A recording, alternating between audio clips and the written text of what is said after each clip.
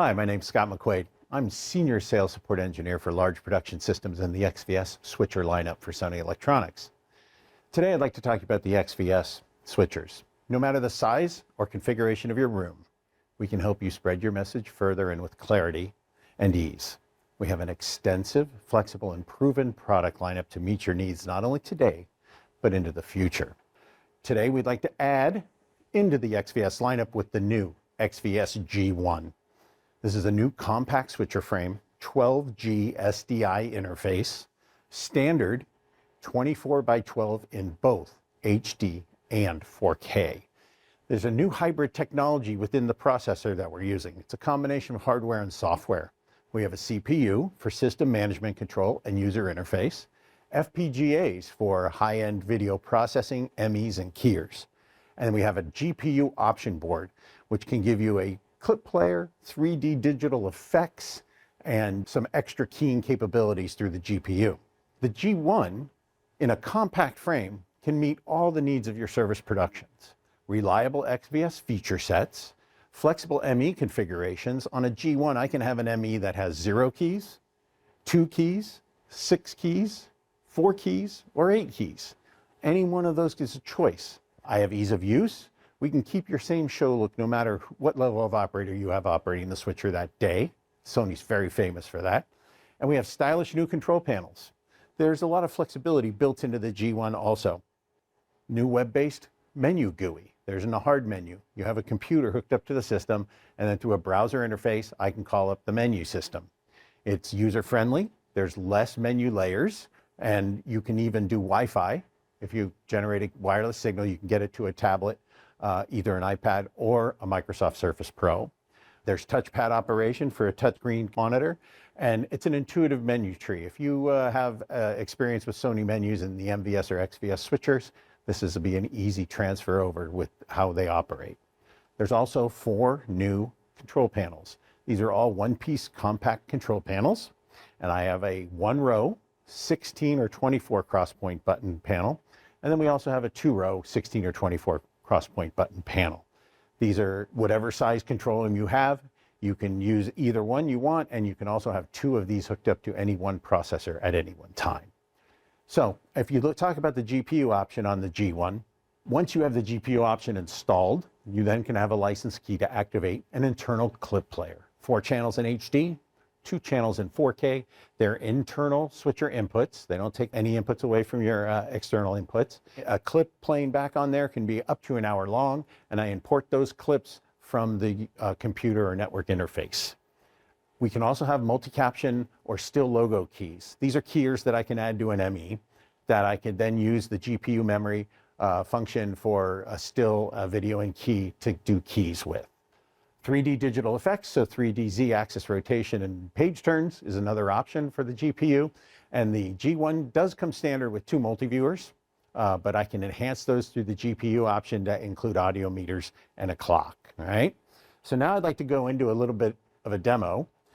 You can see I have a control panel that is 16 cross-point buttons in 1 row. I'm just going to be using the resources of Program Preset ME here right now. We'll talk about ease of use. If I wanted to go from program and I wanted to go to my 2 box, I could do that with a macro recall of the lens feature. And there's my lens. I did a flare. That is a macro that's built by a trained operator.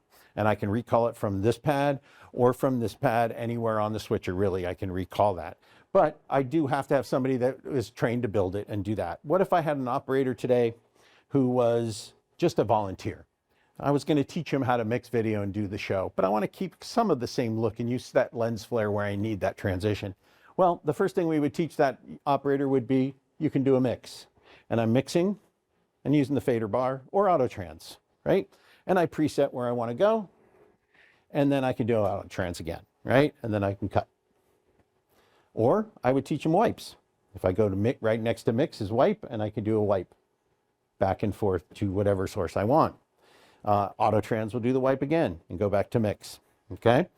Now, on the XVS-G1, when I create an ME, there's actually an extra keyer, and it's called the clip key. It accesses the same frame memory clip control that I used with that macro, but it's right here next to the mix and white buttons in the transition area. So when I actually turn on that type of transition, a key automatically comes on that's underneath. And you can see now as I move my fader bar, I'm moving and using that lens flare transition just like that, just like the same thought process for an operator as doing a mix or a wipe. All right, and he could just do the auto trans and he could be doing that level of transition all day. So ease of use keeps my show look the same no matter what level of operator that I have. Next thing I want to show you today is ME outputs. You can see on my quad split here, I've got 4 outputs of the program preset ME. I'm only touching the program preset ME here. I've got program 1, which is my main program. I've got program 2, where I'm going to do my effects, 2 boxes and things that you've seen. And I've got my key preview 1 and key preview 2. They all look different.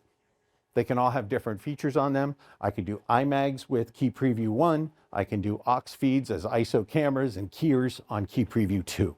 The really nice thing about the key previews on the XVS switchers is that I can choose what the keyers are doing. If I look here on key preview 1, my key 1 is always off.